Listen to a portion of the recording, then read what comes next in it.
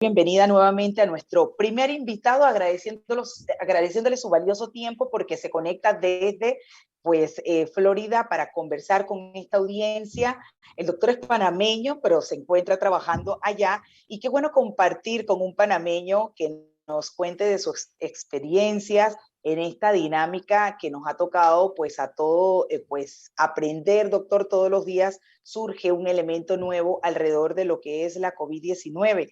Ahora se impone que es necesario una tercera dosis para reforzar y hacer, como quien dice, esa batalla contra la variante Delta. Y le quiero preguntar porque precisamente en la Florida entiendo que comenzó esa vacunación con la dosis de refuerzo y está alcanzando un número importante de personas inoculadas. Cuéntenos al respecto de este esquema precisamente de inmunización, doctor. Bienvenido. Bueno, muy buenas tardes, Edna, y muy agradecido por la invitación al programa y agradecido con la audiencia por su atención. Sí, como correctamente usted lo explica, nosotros venimos cuidando pacientes con COVID desde prácticamente marzo del año pasado y en nuestro hospital tiene una red de hospitales a través de todo Estados Unidos y hemos hecho más de 1,5 millones de pruebas por COVID.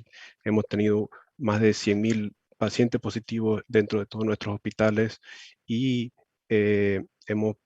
prácticamente en nuestro hospital hemos tenido cerca de 13,000 pacientes que han sido positivos y bueno, los números de admisiones han variado obviamente día con día, pero hemos tenido tres principales olas, una a mediados del 2020, la otra a finales del 2020 y prácticamente esta nueva ola que se comenzó a sentir a principios de julio.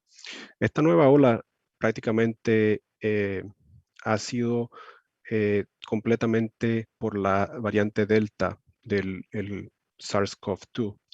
La variante Delta, como sabemos, se detectó en la India y se propagó rápidamente. Tiene una capacidad de infección y de multiplicación mucho más superior que las variantes anteriores. Entonces eso la hace un enemigo bastante difícil de combatir. La variante Delta llega a Florida alrededor de mediados de mayo. Eh, Hemos visto los primeros resultados de eso, pero eh, prácticamente se propaga tan rápidamente en el mes de junio que ya para el mes de julio había una cantidad importante de hospitalizaciones y admisiones por la variante Delta. Entonces, su pregunta específica es acerca de la vacunación. Entonces, hay que tomar un paso atrás y entender que la vacunación en Florida no era completa.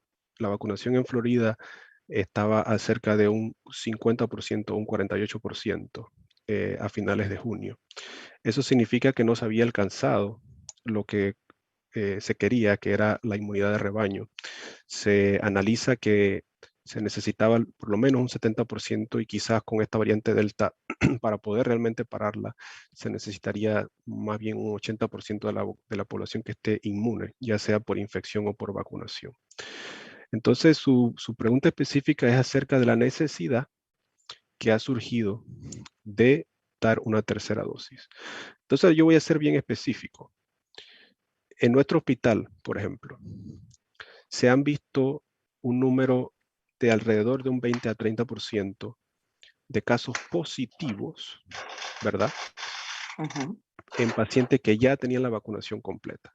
Eso significa que aún teniendo dos dosis de las vacunas, las que más se usaron aquí fueron Moderna, Pfizer y la Janssen, aún teniendo una vacunación completa con eso, se ha visto un 20 a 30% de lo que se llaman en inglés breakthrough infection, que son las infecciones a pesar de estar vacunado.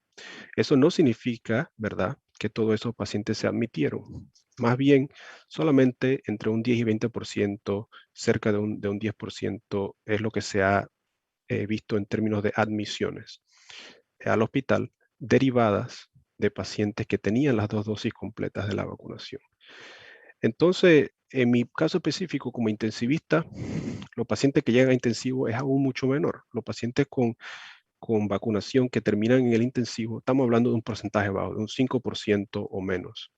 Pero es muy, muy importante recalcar, Edna, que hemos hecho un estudio, estamos en el proceso de publicar eso como una carta al editor con otros médicos de aquí y un médico panameño que está haciendo investigación con nosotros.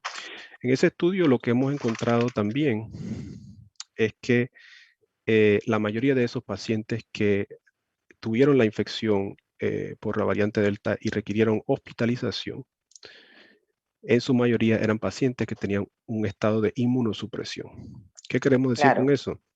Son pacientes que tenían ya sea quimioterapia por un cáncer o trasplante de órganos. Nosotros hacemos muchos trasplantes de diferentes órganos sólidos en nuestro hospital.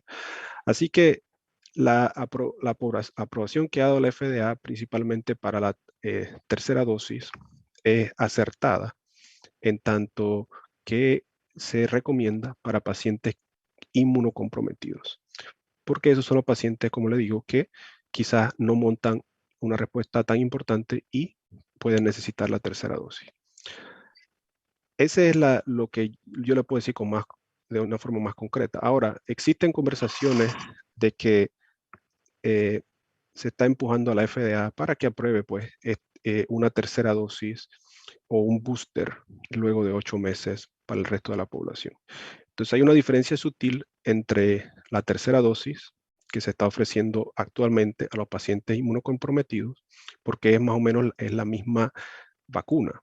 Un booster como tal es eso, pero lo que también se tendría que estudiar es que hasta qué punto las nuevas vacunas van a tener que modificarse en base a las nuevas cepas que estén circulando, como en este caso la Delta. Entonces, eso va a requerir aún más estudios. exactamente, doctor, y precisamente ahora que usted lo menciona, nos hacemos la gran pregunta sobre la posibilidad de aquellos que, por ejemplo, se fueron a colocar incluso de aquí a Panamá, allá a Miami, a Florida, por ejemplo, la de una sola dosis como la Johnson Johnson, entiendo, ¿verdad? Hasta dónde esta vacuna va a requerir un refuerzo y que sea de otra, si se puede hacer esa combinación de vacunas, si es recomendable para reforzar aún más, sobre todo a estas personas que usted acaba de mencionar que tienen alguna situación de inmunosupresión. Correctamente, Edna, muy buena su pregunta. Y como usted lo dijo muy adecuadamente al principio del programa, eh, hemos aprendido mucho y seguimos aprendiendo mucho con el COVID. ¿Por qué digo eso? Porque la respuesta que nosotros hemos dado, ¿verdad? En meses anteriores y en entrevistas anteriores, era que no había suficiente evidencia para recomendar la combinación de las vacunas, pero eso cambió. Hubo un estudio importante en el Reino Unido en donde se, eh, se dio una segunda dosis, sobre todo con la vacuna de Pfizer, y hubo muy buenos resultados. Entonces, sí, le recomendaríamos a aquellos individuos que han tenido la vacuna por Johnson Johnson que sí se le da la oportunidad de tener un refuerzo con la vacuna de Pfizer, es una buena opción. Doctor, en relación a esas infecciones, usted como intensivista, supongo que se ha encontrado con nuevos cuadros de infecciones. ¿Se le pudiera atribuir precisamente a la aparición de esta variante Delta versus la COVID-19, sobre todo aquellas personas que no han querido por alguna razón A, B o C vacunarse con ningún tipo de vacuna? Sí, yo pienso que ese es el principal mensaje, Edna. El principal mensaje que debemos darle a la población es que esta nueva ola por variante Delta en Estados Unidos, y así es como la hemos visto en el estado de la Florida, es una ola de los no vacunados. Como yo le explicaba, prácticamente un 90% de los pacientes que se hospitalizan son los no vacunados. Y como yo le explico también, los pacientes en su mayoría que terminan en intensivo, más del 95% aproximadamente, son pacientes no vacunados. Entonces, el principal factor de riesgo con la variante Delta para terminar hospitalizado o en un intensivo es el no estar vacunado. Entonces, si pudiéramos escoger un solo mensaje, el principal mensaje para dejarle a la población panameña, es que cualquier panameño que todavía tenga la duda, como decimos en buen panameño, que esté en 3 y 2, que se vacune, porque eh, eso le va a disminuir mucho la posibilidad de adquirir la enfermedad, número uno, pero más importante, le va a disminuir la posibilidad de requerir hospitalización o intensivo, que son los factores, digamos, de más temor cuando ocurren, porque hemos visto pacientes que hay que amputarles miembros, hemos visto pacientes con traqueostomía, hemos visto pacientes que hay que darle trasplante de pulmón. Entonces esto no es un juego de niños, esto es una enfermedad que mata y al que no mata lo deja mal. Entonces hay que ser serio y hay que estar claro que estas vacunas están basadas en la ciencia, que se han probado con estudios importantes, que hay millones y millones de personas que se la han puesto sin mayor complicación y que previenen estos efectos tan importantes que tiene el COVID. Doctor, sí, precisamente es importante, como bien dice usted, siempre hacer esos llamados a la conciencia de las personas. Y el mundo está avanzando precisamente en esa dirección, a la carrera por inmunizar, por ganarle el tiempo y la batalla al virus. Pero le pregunto si al día de hoy pudiéramos hablar de algunas evidencias, usted en su vasta experiencia y con el cargo tan importante que tiene, de que aquellas personas que aún habiendo recibido sus 2 dosis de vacunas, se encuentren en una complicación por la COVID. Me imagino que hay algunos que otros casos aislados de los cuales pudiéramos aquí conversar al respecto y quizás quitar ese mito, ese miedo a las personas que dicen, pero ¿para qué me voy a vacunar si de igual forma me puedo enfermar? Pero vaya que hay una gran diferencia entre adquirir el virus con las 2 dosis puestas a no tener ninguna de las dos. Quiero conversar de acuerdo a su experiencia al respecto de estos escenarios que se pudieran dar. Sí, sí, cómo no. Mire, comencemos con el ejemplo específico. O sea, mucho se habla de que puede haber efectos adversos de la vacuna. Y los efectos adversos generalmente son cosas que a cualquier ser humano le dan y uno, como quien dice, al día siguiente está mejor. Un poquito de fiebre, un dolor en el brazo, cosas que en verdad no ameritan mayor tratamiento. Entonces, esos son los efectos más comunes de cualquiera de estas vacunas contra el COVID. Sí es cierto que ha habido ciertas vacunas en ciertas poblaciones donde puede haber otros efectos como la trombosis y la disminución de plaquetas en mujeres de edad fértil, con las vacunas que son por adenovirus, como la Johnson Johnson o AstraZeneca, pero esos son ejemplos muy, muy aislados. Entonces, en Panamá se ha hecho una buena campaña en el sentido de que se han utilizado las vacunas por grupos etarios, se ha tratado de organizarlo en la manera de que los pacientes, las mujeres que están en esa edad fértil reciban más bien las vacunas que tienen menos capacidad de producir esos efectos adversos. Entonces, lo principal es esclarecer que a pesar de que sí existen ciertos efectos adversos por la vacuna, son mucho, mucho más bajos que los efectos que podría tener la misma persona adquiriendo la enfermedad. ¿Qué queremos decir con eso? Que usted está a mucho más riesgo de terminar hospitalizado en un intensivo por el virus o muerto que con la vacuna. Entonces, en medicina siempre se hace una balanza entre el riesgo-beneficio y aquí claramente la balanza se inclina hacia la vacunación.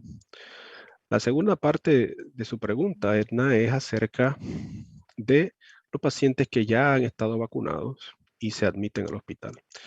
Bueno, yo le comento que los pacientes vacunados que se admiten al hospital generalmente tienen una enfermedad más leve, generalmente tienen un periodo de hospitalización más corto que los no vacunados. Los pacientes vacunados también que terminan en intensivo, como le digo, son un porcentaje de 5% o menos. Esos pacientes generalmente hemos visto pues que son de edad muy avanzada, que tienen muchos de los factores de riesgo conocidos por COVID y la mayoría, si no es que todos, han sido inmunosuprimidos. Fíjese, doctor, que usted desde la Florida, supongo que lo que observa es diferente totalmente a su país, aquí a Panamá, en donde hemos seguido al pie de la letra las medidas de bioseguridad, mascarilla, lavado de manos, el distanciamiento, el evitar compartir con personas que no son de nuestra burbuja. Ahora se ha flexibilizado un poco, sí, pero seguimos respetando esas medidas. Para quienes hemos tenido la oportunidad de estar en Florida en el pico de la pandemia, nos ha sorprendido que es diferente, hasta sin mascarilla y no se respeta pues esas medidas que acá sí. ¿Cuál es entonces hasta el día de hoy la medición que usted como experto pudiera hacer en cuanto a esas medidas que en su momento pudieron haber sido tomadas como hasta exageradas? Hablo del tema de la burbuja, hablo de la distancia, de la medición de temperatura, que ya eso casi hay lugares que ni siquiera se ocupan y mucho mayormente allá en Florida, para ir como dando ese refrescamiento de tantas medidas que nos abrumaron en un momento dado, doctor, porque teníamos por un lado el terror y el temor de ese virus que no sabíamos cómo, por dónde ni quién nos los podía contagiar, y por otro lado las excesivas medidas que, créame, mucha gente, como dicen en otros países, quedaron locos con tantas cosas, ¿no? ¿Qué Sí, hacemos entonces? Cuéntenos la sí. experiencia. Bueno, lo principal, digamos, conceptualmente, es que la, las capas de protección que uno debe utilizar depende de la situación específica del riesgo al que uno se está exponiendo, número uno, y número dos, de la condición, ya sea de vacunado o no vacunado, o incluso si uno está inmunocoprimido, inmunosuprimido o no. Lo que le quiero decir específicamente es lo siguiente, mire. Eh, si en Florida se hubieran seguido las medidas que bien se han hecho en Panamá, principalmente la mascarilla y la pantalla y la distancia social y la burbuja, si esas cosas se hubieran seguido, no hubiéramos tenido la cantidad excesiva de muertos que hemos tenido en el mes de julio y hasta ahora en el mes de agosto. Nuestros hospitales, principalmente en agosto, han estado saturados con pacientes con COVID. Nuestra cantidad de pacientes ventilados por COVID ha sido excesiva en comparación a las olas anteriores.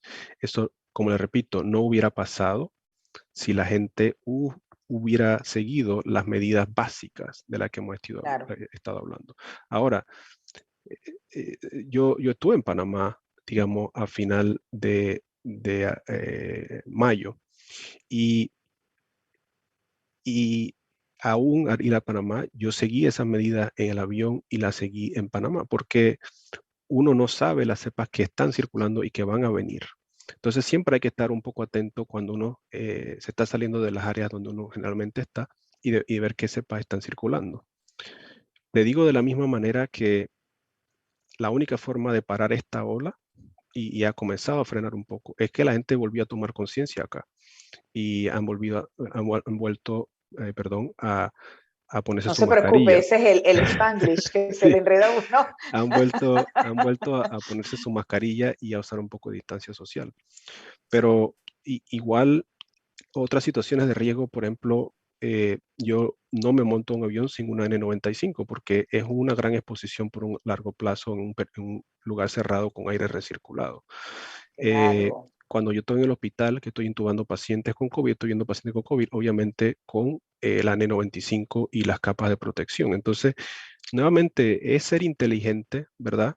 Es saber que la mascarilla ayuda, que la pantalla ayuda y que hay que usarla en aquellas situaciones en las que uno se está exponiendo a riesgo. Entonces, eh, lo quería recalcar también es que eso es independiente hasta cierto punto de estar vacunado o no, Ujú. porque yo sé que ya cuando uno tiene las dos dosis, uno se quiere sentir Superman y dice, no, yo no voy a, no me voy a poner esa mascarilla de nuevo, pero, Exacto.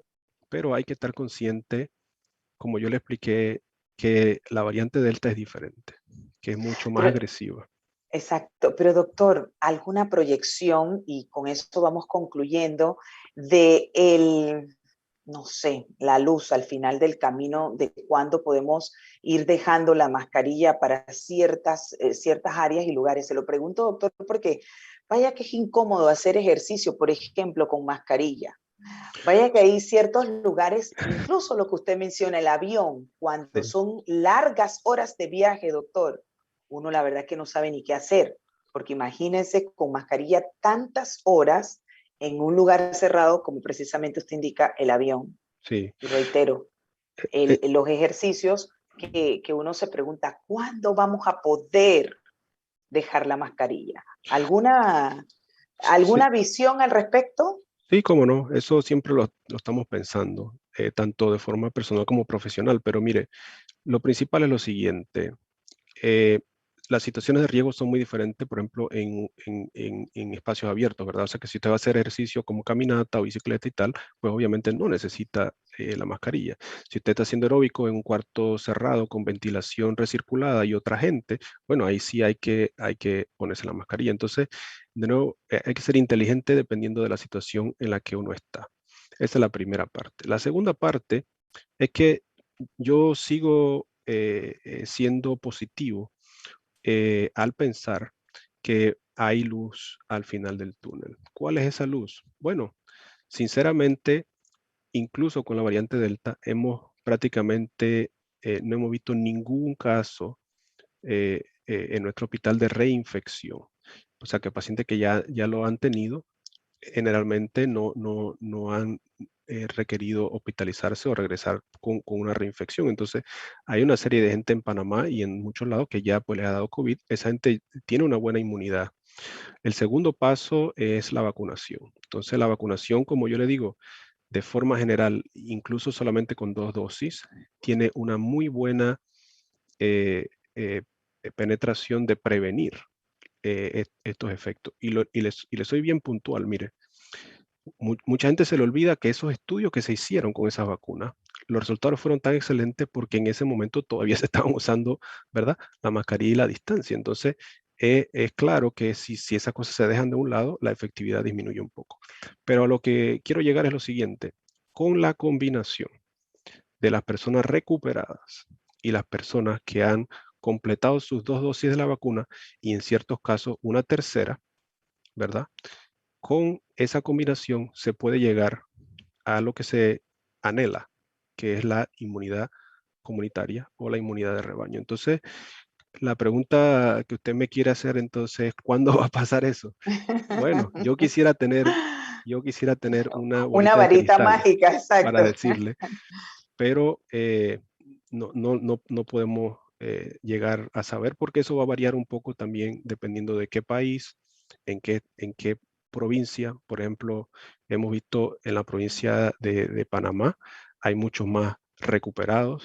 Hemos visto en las provincias centrales hay muchos más vacunados y algunos recuperados.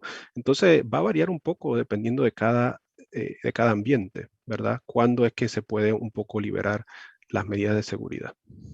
Yo entiendo, doctor, que en España, por ejemplo, se hizo un estudio muy interesante de un concierto con personas sin mascarillas, pero que estaban inmunizadas. No recuerdo si con una dosis apenas o con las 2 dosis. Estos estudios que se hacen o ejercicios para ver cómo va evolucionando el virus versus lograr retomar la vida, como dice uno, normal que teníamos antes. Se ha logrado hacer algunos otros estudios al respecto para ver y en esa dirección de ver si se puede ir dejando de lado la mascarilla en el caso o en el evento, por ejemplo, de que las personas estén vacunadas, que no estén inmunosuprimidas o que de pronto, pues, no sé, la carga viral sea baja de la persona, qué sé yo, no soy experta en el tema, pero me lo invento y lo traigo a la conversación para ver si de pronto esa es la posibilidad a través de esos estudios que se hagan y ejercicios o ensayos con seres humanos, como se hizo en España, pudieran servir de alguna manera en esas investigaciones científicas. Sí, como buen científico, yo tengo que serle sincero y decirle que desconozco si hay algún estudio específico acerca de en qué momento se puede cambiar y regresar, digamos, a un poco más de la normalidad sin mascarilla y tal. Yo me arriesgo a pensar que la principal evidencia que vamos a tener va a ser la evidencia epidemiológica. Y yo me inclino a pensar en ese sentido de que en Estados Unidos, principalmente en algunos de los estados que hemos tenido los peores números en términos de casos con Delta, que son los estados del sur, como Florida, Alabama y otros.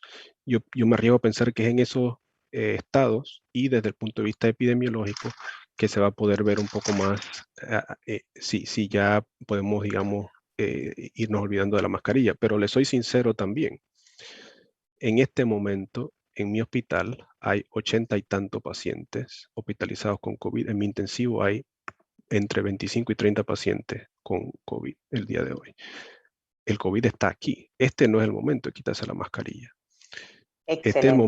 Este es el momento de seguirse cuidando. Y lo mismo le digo a Panamá, porque hace poco, ¿verdad? La variante Delta no estaba. Y hace poco quizás fue un momento de un poco de esparcimiento, ¿verdad? Se abrieron las cantinas, se salieron a los bares, la gente fue a hacer la playa y esas cosas. Pero ahora que la Delta llega a Panamá y se comienza a reproducir, va a tener consecuencias importantes, simplemente porque es mucho más efectiva al multiplicarse y al infectar gente. Entonces va a haber lugares, provincias o ciudades donde se van a tener problemas importantes.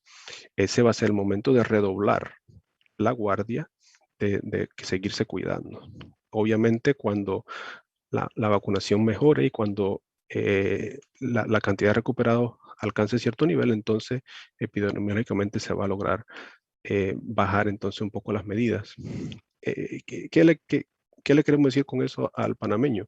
El panameño es muy bueno en una cosa que se conoce como juega vivo. Pero en este caso Sí. no estamos hablando de que queremos que la gente sea corrupta, pero que tenga el ojo abierto y que jueguen vivo cuando van a salir a la calle, dependiendo de dónde van, dependiendo con quién van, dependiendo de la situación de riesgo en la que van a estar, que se cuiden, ¿verdad? Hay que ir ajustando eh, la cantidad de protección dependiendo de la situación. Sí, me quedo con ese mensaje, doctor, puntualmente y agradeciéndole, por supuesto, de antemano su tiempo valioso y sus extraordinarios comentarios con la experiencia que tiene para esta audiencia.